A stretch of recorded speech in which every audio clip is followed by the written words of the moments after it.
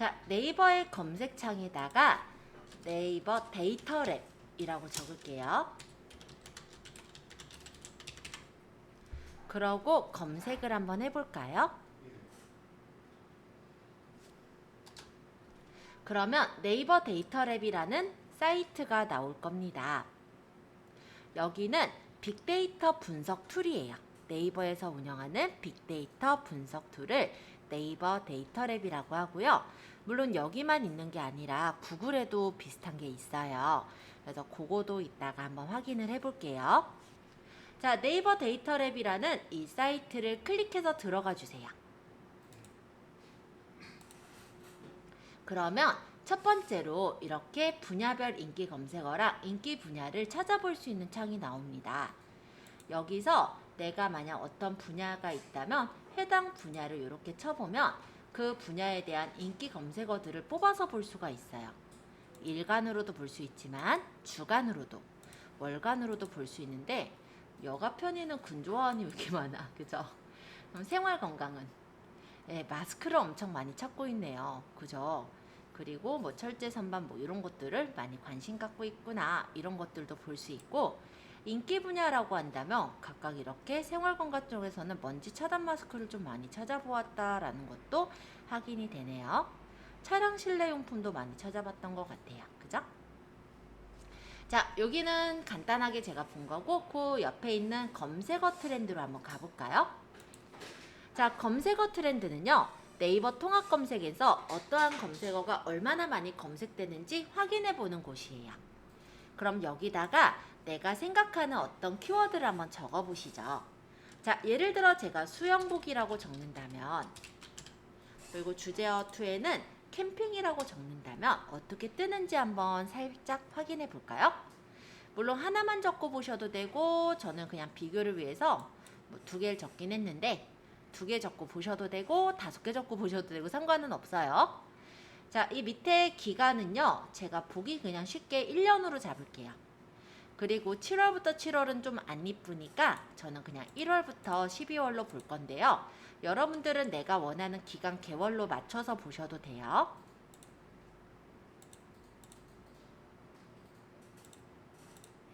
자, 2021년 기준으로 제가 일단 찾아보았습니다. 살짝 수영복이 이 무렵 때는 안 팔릴 시즌 때라서 어땠을지 모르겠는데, 원래대로라면 수영복이 여름에 만약에 많이 팔리는 그런 추세를 갖췄어야 됐긴 했겠죠. 자, 어쨌든 이렇게 해서 검색을 해볼게요. 혹시 내가 좀 더 정확하게 하고 싶다면 뭐 범위나 성별, 연령을 더 선택하셔도 돼요. 자, 어쨌든 저는 수영복하고 캠핑을 적었는데요. 네이버 검색 데이터를 조회해보면 이런 식의 그래프가 나오는 걸 볼 수 있어요. 수영복 캠핑 너무 2가지를 해놓으니까 정신없네. 하나만 할까요? 일단 수영복만.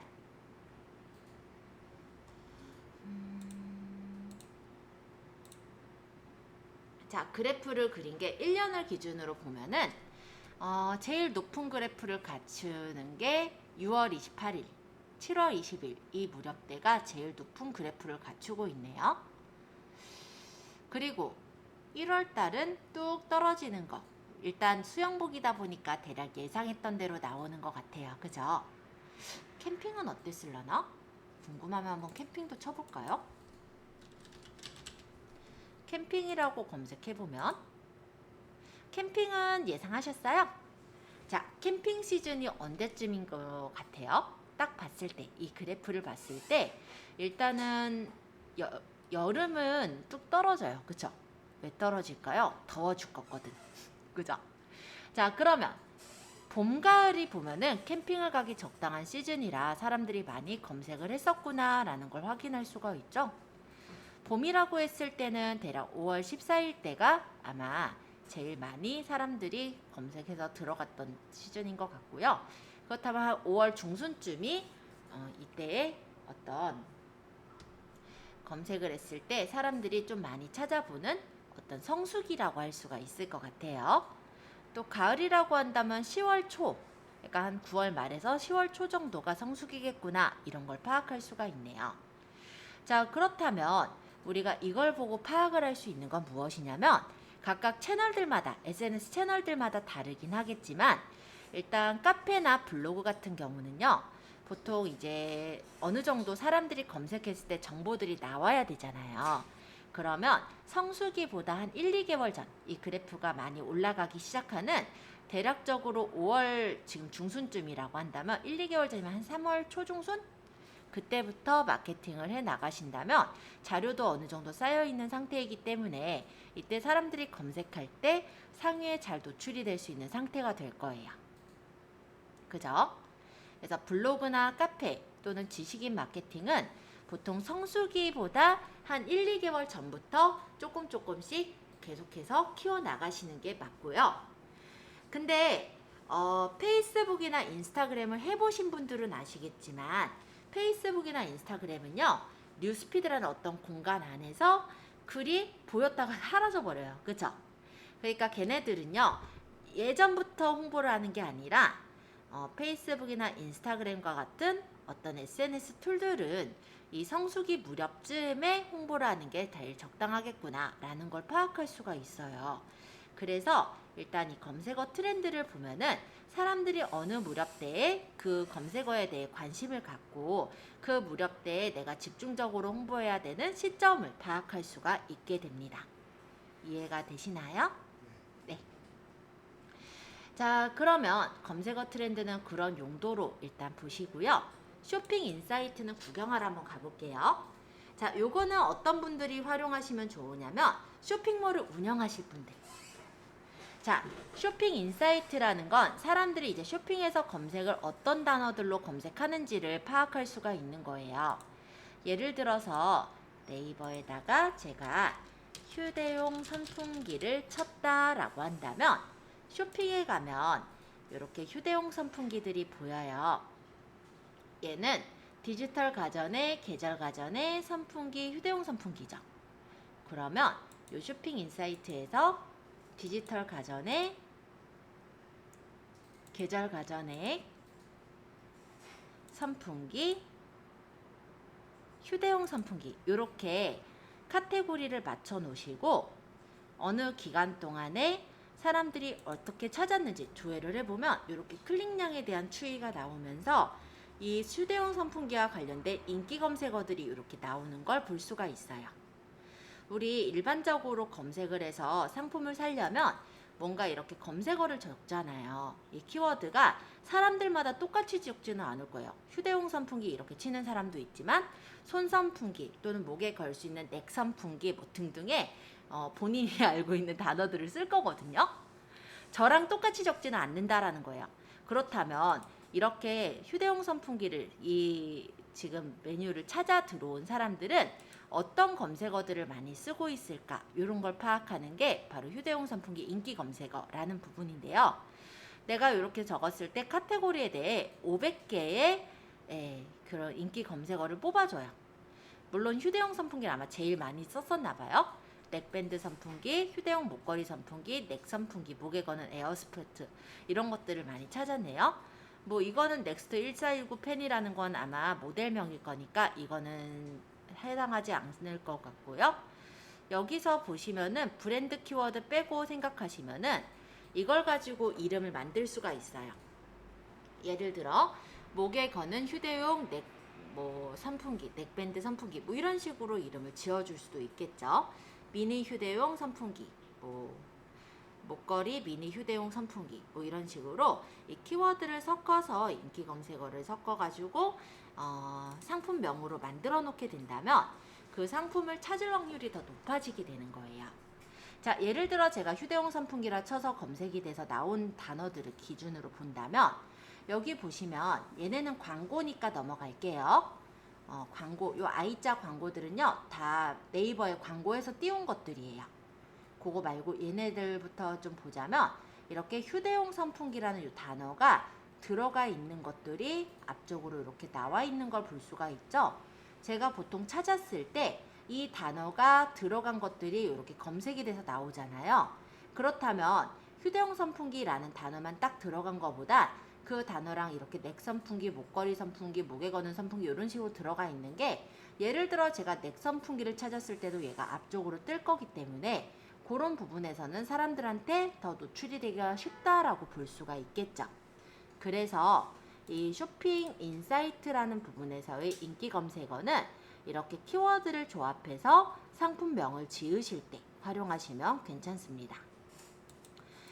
우리가 딱 그냥 머릿속으로 생각하기에 어떻게 이름을 적어야 될지 모르잖아요. 근데 얘네들을 이렇게 이름을 우리가 키워드들을 뽑아볼 수가 있기 때문에 얘네를 그냥 조합해가지고 만드는 것으로 이름을 지어줄 수가 있거든요. 네, 이렇게 500개까지 나와요. 그리고 이 쇼핑 인사이트 같은 경우는 언제 사람들이 많이 클릭했더라 이것도 확인할 수가 있을 뿐더러 어디서 많이 클릭했는지도 볼 수 있는데요. 지금 보니까 74%가 다 모바일에서 클릭을 했다고 해요. 그럼 상세 페이지를 만들 때 PC에서 보이게 만드는 것보다는 모바일에서 쉽게 볼 수 있게 만드는 게 좋겠구나. 이런 것도 파악을 할 수가 있을 거고요. 왜냐면 모바일 화면은 작잖아요. 그쵸? 작은 화면에서도 잘 보일 수 있게 만들어야 되겠구나. 이런 걸 파악할 수 있겠죠? 그리고 남성, 여성을 보니까 여성들이 더 많이 찾거든요. 그러면은, 여성들이 많이 찾는다면은 그 여성들이 좀 좋아할 만한 어떤 디자인의 상품을 내가 선정해가지고 팔면 되겠구나. 또는 상세 페이지를 약간 꾸미는 거를 여성스럽게 또는 남성스럽게 꾸미면 되겠구나. 이런 것도 파악할 수는 있어요. 그리고 연령을 따져보니까 30대, 40대라면 이 채널들 그러면 30대, 40대가 이런 상품들을 많이 원하니까는 이 채널을 내가 생각을 한다면 뭐 페이스북이나 아니면 뭐 인스타 같은 데다가 광고 홍보를 하는 것도 괜찮겠구나. 또는 뭐 30, 40대에 맞게 예를 들어 블로그에 글 적을 때도 대상 측의 나이대를 고려해서 그의 이제 공감을 끌어올 수 있는 그런 글들을 적으면 되겠구나. 이런 것들을 파악할 수가 있는 거예요. 그래서 쇼핑 인사이트는 그렇게 보시면 돼요. 자, 지역 통계. 이거는 그냥 궁금하니까 한번 눌러볼게요. 자, 지역별 관심도래요. 서울특별시, 우리 지금 살고 있는 데가 아니라 학원에 있는 데가 광진구니까 서울특별시 광진구에서 보니까 인기 업종들은 어떤 업종들이 좀 있네. 이런 것들을 보는 곳이라서 가볍게 보시면 될 것 같고, 카드 사용은 어떤 것들에 많이 사용하고 있나 이런 것도 뽑아볼 수가 있어요. 재밌죠? 이런 거. 자, 만약에 2022년 6월의 경우라고 따져보았을 때 음식점에서는 주점 매출이 제일 많았네요. 패션 뷰티 그리고 반려동물에 대해서 카드 매출이 꽤 많았대요. 그러면 요즘 캣페어 사업이라고 캣이낸다. 패스트를 좀 많이 키우니까 나는 그러면 반려동물에 대한 사업을 한번 생각해 봐도 되겠다. 이런 걸 생각해 볼 수도 있을 것 같긴 해요. 그쵸? 눌러보면은 이렇게 각각의 추이가 조금 더 자세히 나오기도 해요. 자, 댓글 통계. 이거는 기사글에 대한 댓글이에요. 뭐 정치면, 경제면, 사회면에 대한 댓글 통계들 보는 거고요. 사실 지역 통계나 댓글 통계는 그냥 있으니까 제가 간단하게 들어가서 본 정도라고 보시면 될 것 같고, 실제로 만약에 마케팅에 좀 활용한다 라고 한다면 검색어 트렌드나 쇼핑 인사이트 정도 쓰시지 않을까 이런 생각을 합니다. 그리고 제가 아까 얘기를 드렸듯이 이런 게 구글에도 있다고 했죠. 한번 또 쳐볼까요? 구글 트렌드.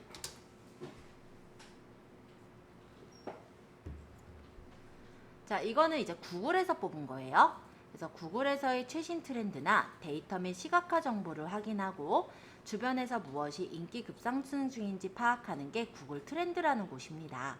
한번 들어가 볼까요? 자, 네이버를 사람들이 많이 쓰긴 해요. 구글보다는 사람들이 네이버에서 더 검색 엔진에 검색을 더 많이 하는 거는 사실인데요. 모바일에서는 보통 보면은 크롬이라는 브라우저가 깔려 있고 그게 보통 안드로이드인 즉 구글에서 운영을 하는 그런 체제인 경우가 많다 보니까 모바일을 좀 반영한 게 구글 트렌드가 아닐까 이런 생각도 해봅니다. 그러면 여기다가 검색어나 주제를 적어보는 거예요. 여기 보니까 예시들이 여러 가지 있네요. 혹시 뭐 축구 같은 거 좋아하시는 분들 있으시면 축구 뭐 이런 거 적어보셔도 돼요. 자, 저는요 축구보다는 냉면 적을게요. 냉면 그죠? 더우니까.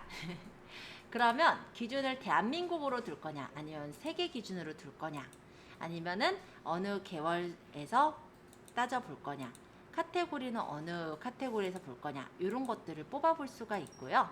그냥 저는 그냥 냉면이라는 검색어 자체를 찾아보았을 때 시간에 흐르는 관심도는 이렇게 점점점 아마 높아지는 그런 관심도를 갖고 있는 모양이네요. 자, 일단 하위 지역별 관심도가 이렇게 나오기도 해요. 강원도, 서울특별시, 대전광역시별의 어떤 관심도가 이렇게 나오기도 하죠. 그러면서 관심 관련 주제가 보니까 아이고 식중독이 아마 요 근래 있었나 봐요. 네, 그런 내용들까지 이렇게 확인해서 볼 수가 있어요. 어떻게 보면 좀 재밌는 그런 검색들을 해볼 때 이런 구글 트렌드를 볼 수도 있으시니까 한번 내가 관심 갖는 걸 한번 적어보시는 것도 좋을 것 같아요. 예를 들어서 뭐 저희 아버지가 좀 좋아하는 축구를 한번 검색을 해볼까요?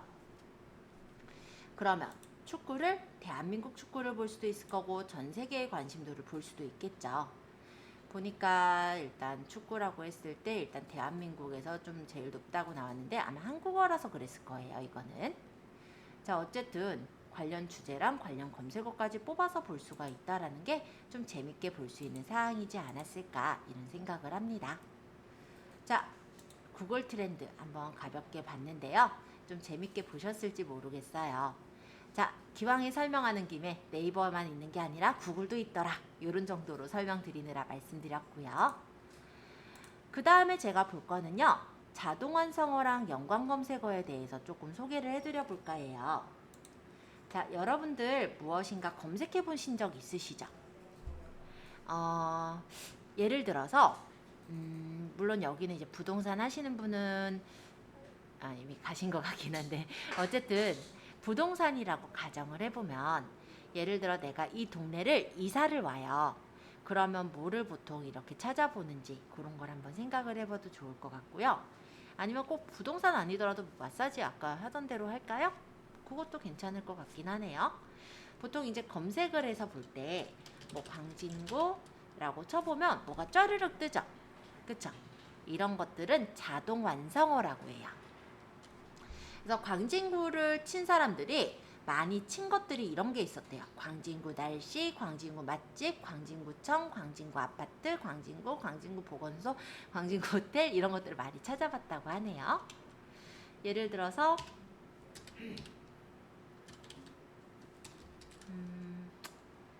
예를 들어서 광진구 아파트라고 가정해보죠. 광진구 아파트라고 이렇게 쳐보면은 그에 대해 이제 뭐 파워링크라든지 네이버 부동산이라든지 뉴스 그리고 뷰 아까 뷰가 보니까 블로그랑 카페죠. 얘네들 보이고 그 다음에 이런 거 있죠. 뭐 이렇게 뭐 티스토리 뭐 이렇게 되어 있는 얘네들은 웹사이트라고 해요. 그래서 웹사이트라는 곳은 이렇게 블로그의 글이 뜨기도 하고요. 티스토리도 블로그예요. 이렇게 뉴스 글이 뜨기도 하고 막 섞여서 나오는 게 웹사이트라고 해요. 그 다음에 플레이스, 그 다음에 이제 비즈 사이트, 이것도 광고예요. 그 다음 밑에 보면은 연관 검색어라는 게 또 보이죠.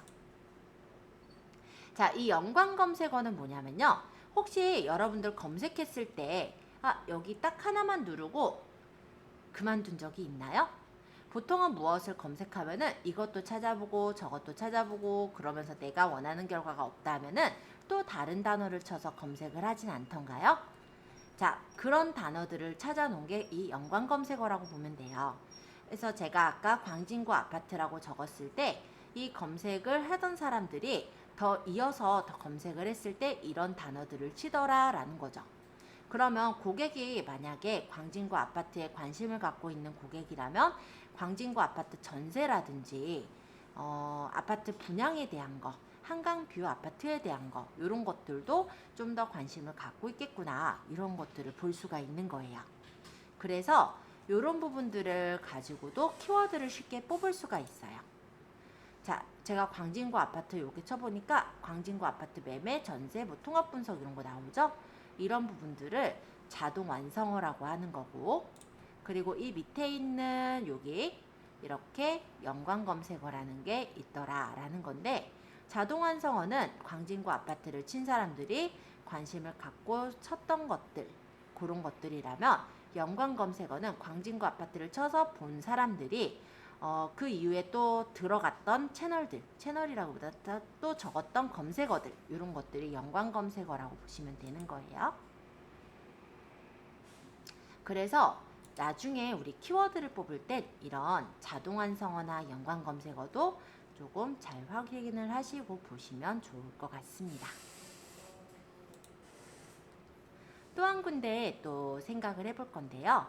네이버 키워드 도구는 이후에 저희가 한 번 더 할 거기는 해요. 그래서 거기 말고 네이버로 잠깐 다시 가주세요. 여기다가 네이버 광고라고 적어주실래요?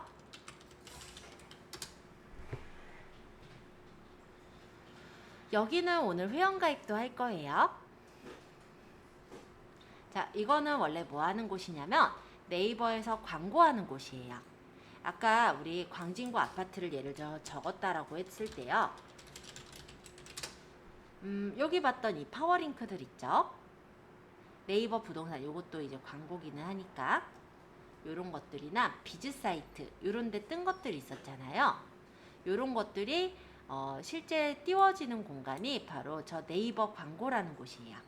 예를 들어 제가 아까 마사지라고 적었다라고 했을 때도요. 요 파워링크가 뜨고 그 다음에 플레이스 그 다음에 여기 밑에 보니까는 쇼핑 이런 거 뜨죠. 쇼핑 안 떴네. 마사지 건이다. 예를 들어 이렇게 쳐보면 쇼핑에 이런 거 뜨죠. 이런 것들이 광고 이렇게 붙어 있잖아요. 이런 것들을 띄우는 곳이 사실은 이 네이버 광고라는 곳이에요. 이 네이버 광고는 네이버의 주요 수익원이기도 합니다. 자, 어쨌든 지금은 광고를 하자는 목적으로 다가가기보다 키워드를 뽑아서 보자라는 목적으로 볼 거고요. 광고는 실제 내가 예치금을 넣어놔야지 광고가 들어가는 거기 때문에 지금은 따로 광고를 하지 않으니까 걱정하지 마시고 들어가 주세요. 자, 네이버 광고 이렇게 들어왔을 때요. 지금 보시면 신규 가입이 있고 네이버 아이디로 로그인이 있어요. 그렇다면 우리 네이버 아이디로 로그인을 눌러볼까요?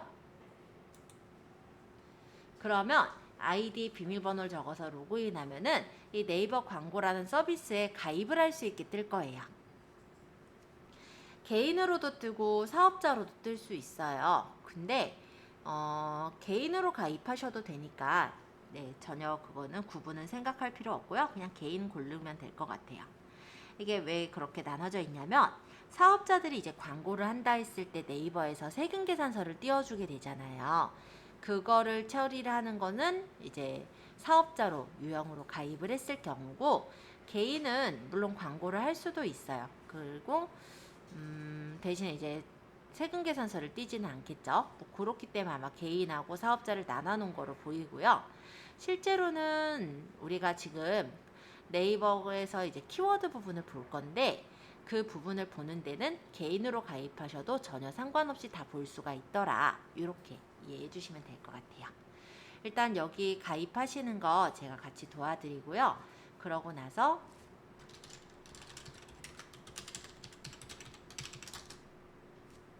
로그인이 되거든 계속해서 이어서 설명드릴게요.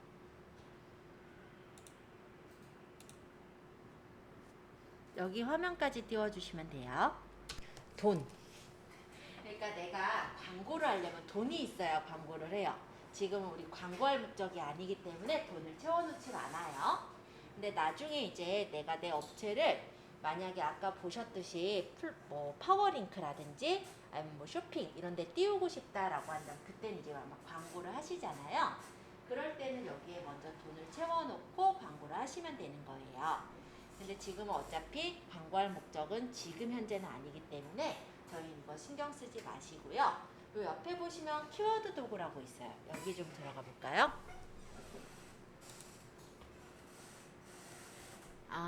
네. 여기 로그인 했고요.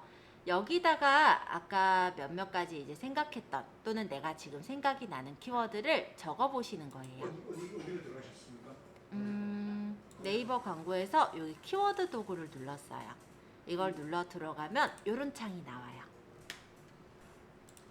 예를 들어서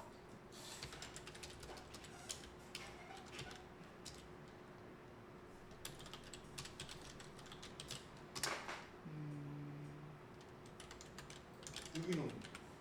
유기농이에요?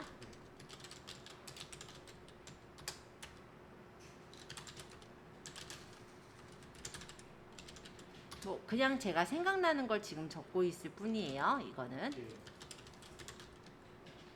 뭐 대략 이런 식으로 적었다고 쳐요. 지금 당연히 이거는 제가 그냥 머릿속으로 생각한 것만 적었을 뿐이니까 좋은 키워드는 아니에요. 자, 어쨌든 이걸로 조회를 해보면 연관 검색 결과가 이런 식으로 뽑아져서 나오는 거예요. 그럼 서울 근교 체험장이라든지 유기농 농장, 양수리 체험 뭐 이런 것들이 쭉 나왔는데 그거 말고도 이건 좀 너무 적게 나오네.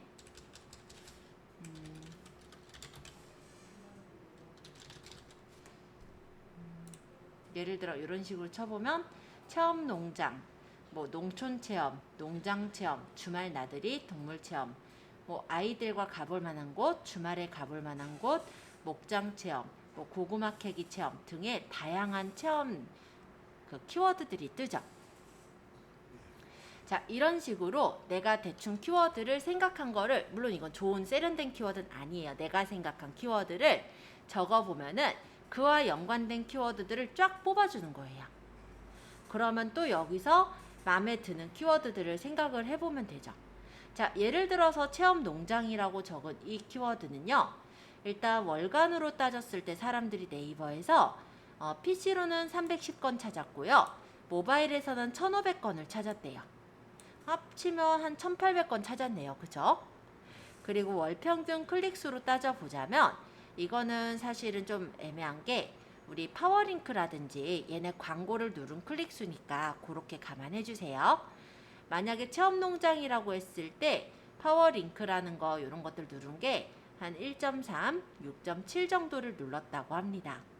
따라서 체험농장을 검색해 본 사람들에 대한 평균 클릭수를 계산해 보면 월 평균 클릭률이 이렇게 나온 게 보이죠? 이거는 아마 체험농장이라고 했을 때 광고를 눌러서 들어간 사람들일 거기 때문에 그런 건 좀 감안해 주시고요. 유기농 농장이라고 했을 때는 검색 수는 훨씬 적어요. 지금 보면은 PC로는 10건, 모바일로는 50건 정도 검색했으니까 한 달 했을 때 60건 검색을 한 거고요. 월 평균 클릭으로 따져본다면 이것도 이제 광고를 클릭한 수예요.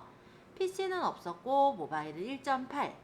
그럼 월 평균 클릭률로 따져보면은 모바일이 3.81로 굉장히 높은 편이긴 하지만 월간 검색 수 자체가 모집단이 낮기 때문에 굉장히 높다라고 말을 단정 짓기는 좀 어려웠을 것 같아요. 그러면은 농촌 체험이나 농장 체험, 주말 나들이, 뭐 동물 체험 이런 것들을 보시면요. 예를 들어 농촌 체험이라고 한다면 월간 검색 수가 보시면 1,240건 또는 7,200건 합치면 대략 한 9,000건 좀 덜 되는 것 같죠. 한 8,400건 정도. 그리고 월 평균 클릭률도 모바일에서 86.8로 좀 많이 클릭을 했네요. 따라서 이 농촌 체험이라는 요거의 월 평균 클릭을 따져보면 1.27%로 굉장히 사람들이 많이 광고도 관심을 가졌었구나 이런 걸 확인할 수도 있습니다. 대략적으로 이 키워드 검색이라는 곳에서는요. 사람들의 관심도를 좀 확인할 수가 있는데요. 우리가 어떤 키워드를 생각을 해서 그걸로 노출을 원한다라고 한다면 사람들이 관심을 많이 갖는 키워드를 생각해야 될 거 아니에요. 그럴 때 일단 내가 생각하는 키워드랑 사람들이 관심을 갖고 조회하는 키워드가 다르다라는 거죠. 예를 들어 주말 나들이를 찾는 사람은요 더 많아요. 그쵸? 네, 그렇지만은 광고를 주말 나들이에서 찾는 사람은 별로 없다 보니까 광고 클릭률은 좀 적었대요. 그죠? 자, 이런 식으로 뽑아볼 수가 있죠. 주말에 가볼 만한 곳, 이런 것도 괜찮죠?